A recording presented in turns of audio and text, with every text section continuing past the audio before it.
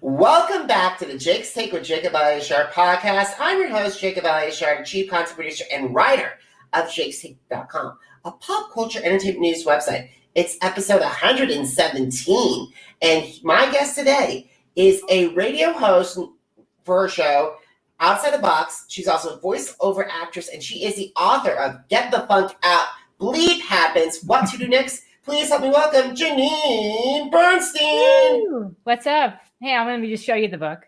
Perfect. That's really good. I love the title, Get the Funk Out. Timely, isn't it?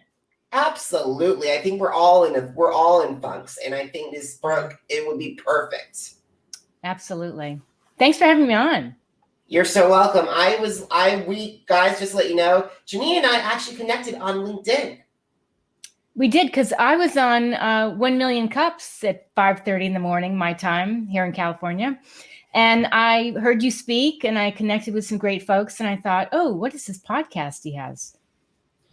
Thank you so much. I love 1 Million Cups, guys. For those of you who don't know, 1 Million Cups is a online, and then after everybody gets vaccinated, who knows, it could be a hybrid, get together of people from all across the country, and that meet with people and discuss ideas, and in fact, discuss up and coming entrepreneurs. That's why it resonated with me, because I started Outside the Box in the pandemic. Awesome. That's great. But we got to talk to you about radio first, because when did you get interested in radio, and how did that passion evolve and desire to pursue a career in the media industry? So as I told you before we started, I grew up in Manhattan, and radio was like a best friend to me. I used to listen to WPLJ growing up. I grew up on East 86th Street. And so I would always try to call in and connect with the DJs. And when I went off to Syracuse, I minored in TV, radio, and film at the Newhouse School. But I was kind of shy. Like, I didn't have a focus and a direction. And it wasn't until I moved out to California in 2000. And I was looking for sponsors for a music event I was producing. And this woman said, oh, you got to come on my show. And I'm here in Orange County. And I'm like, well, how'd you get a radio show here in Orange County? What kind of station is there? And she told me about KUCI 88.9 FM, which we broadcast out of UC Irvine. It's an awesome station. It's been around since 1969, all indie music, great talk shows. So long story short, I took the training, applied, got a show. Congratulations. And in radio, it's very tough, because there's a major difference between a radio world and the podcast world. Yes. And, you just learn along the way, because at first I was very nervous to go on the air. I mean, I was supposed to sub for somebody. They said, no problem, pop the CD in, hit play, and it was blank. So I had to get on the air, and I was like, oh man, and I'm sweating. But, you figure it out how to be just conversational. And that's what attracted me to voiceover, because all the improv I studied and the acting, it prepares you for life, especially radio. Things happen. I mean, like guests, they get nervous, or they get disconnected, or whatever it is. You got to learn to go with the flow in life. And I think that's what makes for a more confident person behind the mic. I totally agree. And I'm also a newcomer to podcasting. My podcast is celebrating its 2nd year anniversary in November. Awesome. So, congrats. And thank you. And this is actually the 1 year anniversary I started doing video podcasts. And I think I actually enjoy doing video podcasts better than audio podcasts. I agree. I mean, would you ever have imagined to meet this many strangers? No. And I wouldn't imagine meeting not just you, but also people I never thought, like one of my all-time favorite songwriters, Desmond Child, Grammy-winning producer Desmond Child. Thank you. Amazing. It was one of my favorite guests, and I want to talk. And while we're on the subject of guests, who have been some of your favorite guests, and why do their appearances stand out? Well, this show came about, my show, Get the Funk Out, because I had lost a friend 10 years ago. And the reason I'm telling you this is because I love giving people a platform to share things they've gone through and what they learned from that experience. So, for instance, cancer survivors and people this one woman, who's 88 and she's a triathlete and she's a cancer survivor. There's been people from, brain injury survivors. There was Holland Taylor. I love Holland Taylor. So you've got people that are famous to people that are not so famous. That to me, in my mind, they're very famous because they bring you such insight. Recently, I interviewed Brendan Scholl and Constantine Venetropoulos, and they were talking about this documentary, Draw With Me. It's an official Oscar entry. And the reason I'm bringing it up, it's because Brendan is a trans youth and the nephew, or they call nibbling, of Jennifer Lopez. Wow. So, right. And so I'm not, like I said, I'm not drawn to these people because I'm into having, famous guests. It's more that they have something to teach us about something they've been through. They have a lesson to teach us. And it's amazing. Do you get a lot of feedback regarding these guests and how they made an impact to the listener? I do. People will contact me on my blog. They'll email me. It's been tremendous. They'll reach out to me on social media. I feel I have really put something out in the world. It's my legacy, as somebody once said, where, there is this platform for people to share stuff because we're going through so much right now, especially in the pandemic, that we never would have imagined. And there are some little glimmers of light, right? Some lessons. And I have a mantra. Sometimes the worst thing that happens to you turns out to be the best thing that ever happened, right? Change is scary, but yeah. I agree completely. One of my dear friends who's coming up on our next episode, Mike Rosa of Anabolic Alien, said that the pandemic was a blessing in disguise because he runs a online business. And when I talked to him last year, even though he lost a lot of physical business, his online business exploded in a good way. Right. Yeah. That actually happened to me because people were asking me before this started, hey, could you lecture on self-care and resilience and the science of happiness? So I was doing that. And all of a sudden, we're in this virtual world and I'm talking to students and adults about how to take care of your mental health because we are in a mental health pandemic. Yeah. I totally agree on that. And it's very important no matter what, always talk to someone. I admit I talk to my therapist. I admit that I do a lot of mental health. So it's important that your mental health comes first. It is. It's interesting. I don't know how you were growing up, but I was a terrible student. I mean, like rock bottom. And I always say, students can be rock stars in high school and have these amazing GPAs and scores and whatever, which unrelatable to me. But when they get to college, they can flop because their mental health is not in check and they don't know how to deal with the curveballs of life. And that's really important. It's about how they reach out. Like, especially when I was in college, I definitely had the student media from University of Colorado Boulder. I had the CU Hillel. I had a lot of I did 3 internships that kept my mind off of the stresses in college. Yeah. So it was really good. And it was actually I was actually one of the last generation kids without having a smartphone. Really? Yeah, I graduated in 2011, so just as the iPhone boom was going to happen. By the way, I love Boulder, and I used to run the Boulder, and I did my research at Boulder High. It's an amazing city. It is one amazing city. I love that town. Beautiful. So much. It's probably one of the best. If God forbid I were forced to leave New York City and go back home to Kansas City, I would go choose and live in Boulder. Wouldn't you? I know, it's beautiful. I remember, I don't know if it's still like this, but when I was there, late 90s, I would go to restaurants and I would love like communal eating. So you'd sit at this table with people you didn't know, big long table, and you'd end up, having great conversations. I remember one of my favorite Boulder hangouts there are 2 of them that really jump out to me the most. The Med, aka the Mediterranean, probably one of the best tapas places I've ever had. Mm-hmm. And then also the Sink, one of the best burger places I've ever had. Even though it was like a hole in the wall, but it still was so jubilant. It was actually the very first place I had my very first alcohol when I celebrated when I turned 21. I love it. That's a great story. All right, so let's get back to our conversation at hand. So, what have been some of the challenges that you faced throughout your career, and how did you overcome those obstacles, Janeane? Getting into radio is not an easy task. I was told here in California, when you want to delve into LA radio. It's mostly politics and sports, and I'm not about that. And I feel like you have to take rejection and use it as fuel and believe in what it is you're trying to do, even if people can shoot you down, and just go for it, and also reach out to people and get mentored and get advice and just keep going. And if you're passionate, people will see that you're passionate about it. That's really what's important.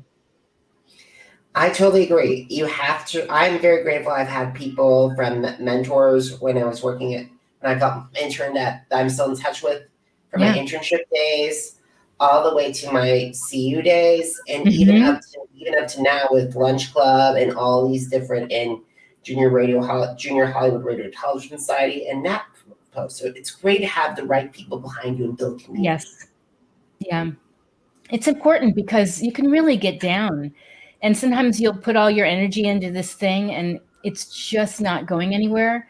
And then a conversation with somebody can just set off this like light bulb moment when you're like, oh yeah, that's the way I should do this, And I also say, don't think like, people used to say to me, don't you feel like you should be using your doctorate? And I'm thinking, I'm using it all the time. I'm using it when I'm interviewing with people.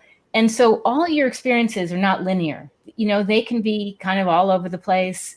It just connect the dots, basically. And same with me with my broadcast news degree. Even though I haven't been around broadcast in a long time, still all the things that I've learned has helped me not just start with Jake's Take, just take my blog, Jake's Take, and celebrating its 10th anniversary. And I didn't know, thank you. I didn't know it was going to get over 851,000 total views. Wow. And then develop into the podcast and spin off into an eventual podcast where we've had we're recording episode 117. So amazing. It's awesome. Amazing. Thank you, Janeane. I appreciate it. And it's all about the journey, no matter, it's like I was just looked at something on Instagram of a cartoon about like everyone think it's the old thing about the linear line of like point A to point B. Yeah. Unfortunately, they don't, guys, it's actually point A, point G, point F.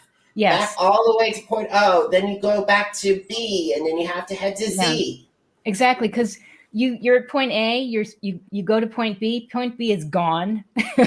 You go to point C, that's been moved. It's now at F. And you have to be able to deal with ambiguity and to go with the flow. Yeah. I agree. So I want to talk to you about the book, Get the Funk Out, Expletive Happens, What to Do Next. So when did you first start writing this book? Okay. So I had the idea a while ago because I was going through my own ups and downs, but then it really came about because I lost my friend 10 years ago, December 29, 2010, my friend from high school. We'd grown up together and I was devastated. It was sudden, shocking. I took a year off from radio. And during that time, I did a lot of soul searching and I thought, I really want to come back. I had been a DJ just doing a music show. And I came back, I said, I want to do a talk show and I want to call it Get the Funk Out. And my dad at the time was like, you can't call it that. And I call him the king of the F-bomb, and I thought, Dad, what are you kidding? It's perfect. So I launched the show and it was a way for me to heal by focusing my energy on other people's stories and to give those people a platform for them to share things they had gone through. And like I said, they could be filmmakers and I love featuring their film. But what's their backstory? Oh, they lost their daughter, but they became a filmmaker. Amazing. Or a book, et cetera, et cetera.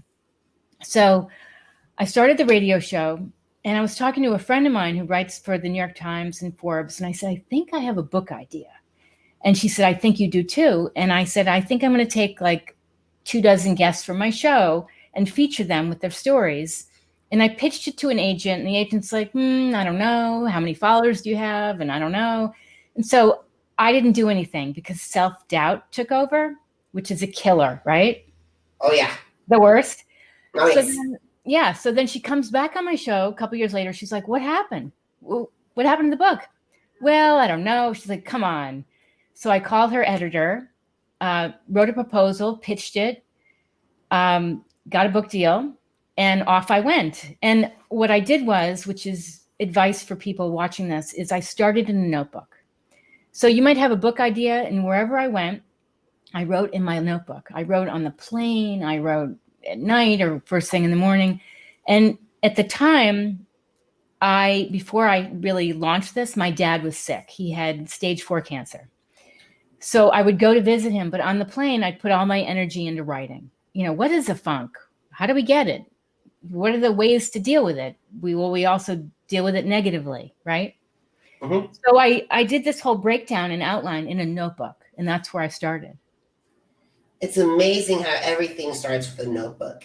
Yeah. It's amazing, and like how I bet you get a lot of social media messages as well saying how much this book has helped.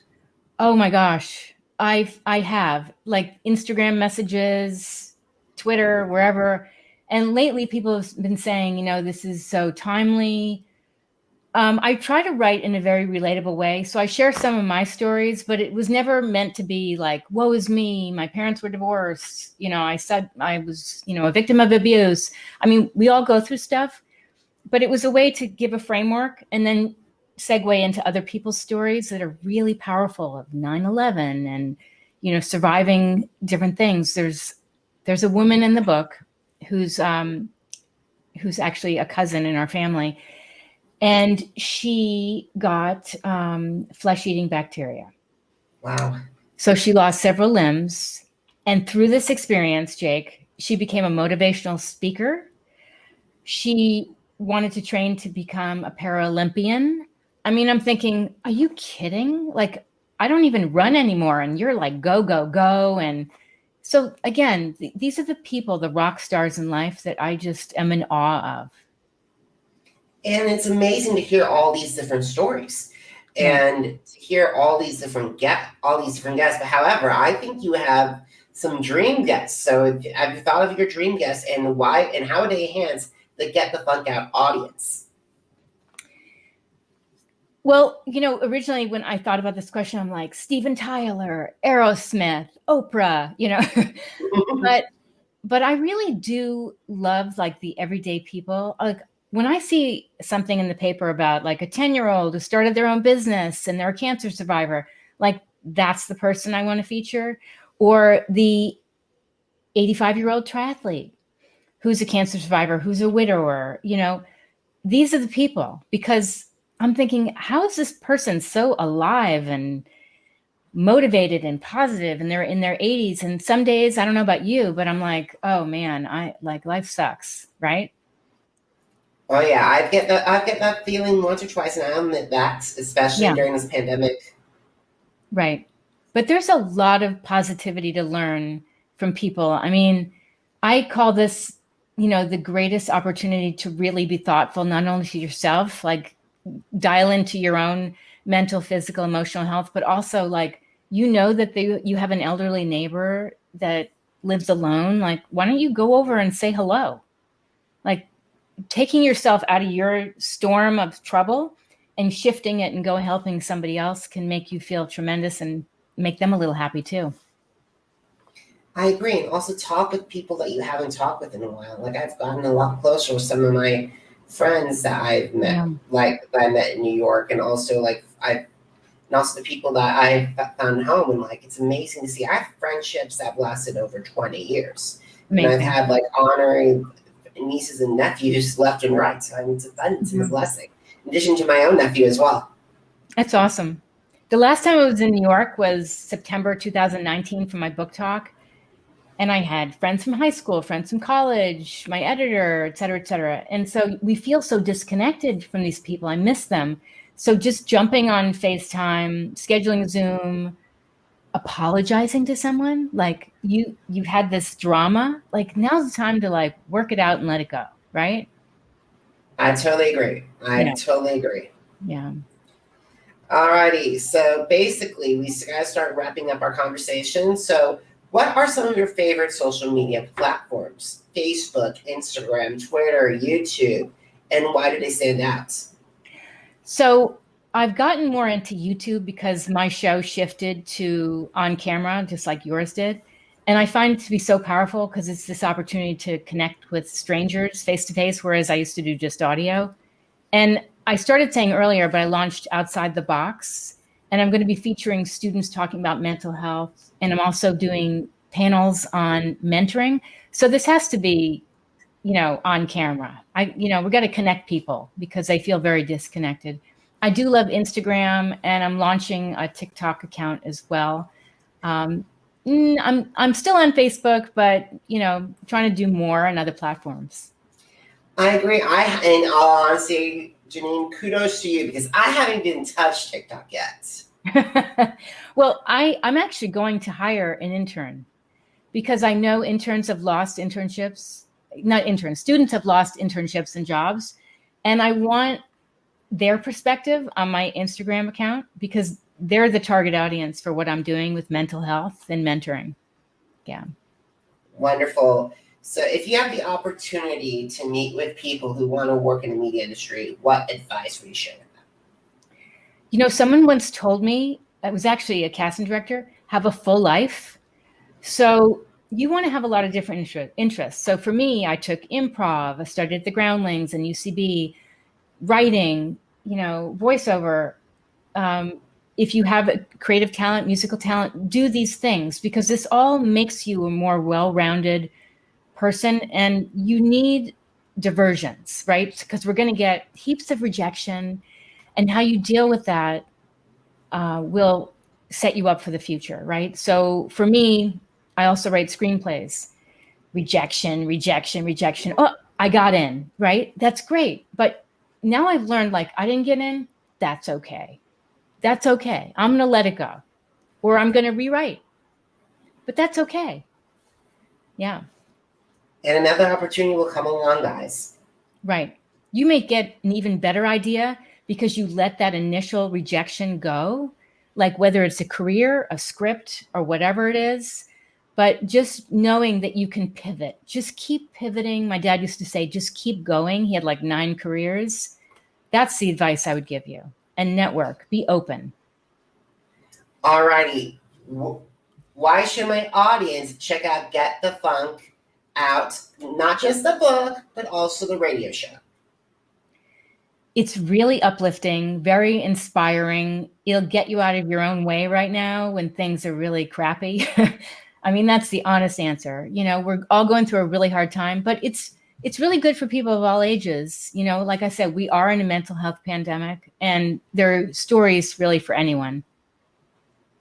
I totally agree. And also, where can they find the book? And also, where can they find you about the show? And where can they connect with you? Okay, so the book is available wherever books are sold. It's on Amazon. It's on Audible. You could just Google it, or you can also go to my website, JaneaneBernstein.com, JaneaNe, Bernstein, BERNSTEIN.com. There's my new series, OTBseries.com. And what else? You can find me on Instagram, Janeane Bernstein, Twitter, everywhere else. Perfect, Janeane. Now, guys, if you miss an episode of the Jake's Take with Jacob Elyachar podcast, head to Apple Podcasts, Google Podcasts, Spotify, and Spreaker. Just type in Jake's Take with Jacob Elyachar, JAKES, Take with Jacob, JACOB, Once again, JACOB. Now, are you on social media? Because I'm on social media too. Please follow and subscribe to my Facebook, Instagram, Twitter, and YouTube channels. All Jacob Elyachar as before, JACOBELYACHAR. And also, Janeane, as I told you earlier, 10 years of jakestake.com, the blog that has started everything. Woo! Bravo. Awesome. Thank you so much. And it's all, guys, if you want to read my articles, more podcast interviews, and even my music reviews and my concert reviews, head to jakestake.com. And also, guys, please consider heading over to PayPal to help keep jakestake.com and my platform up and running. It's been amazing, and I need all the help I can get to keep my platform up. And Janeane, thank you so much for coming on. I really appreciate it. Thanks for having me. This is great. Thank you so much. And guys, if you're watching this video, please like and subscribe. And also, if you're listening to this conversation and you liked it, please give us a 5-star rating. And also, please download it and recommend it to everybody. Janeane, thank you so much for your time and consideration. I really enjoyed our conversation. Thanks, Jake. Thanks for having me. All righty, guys. Until next time, have a great one.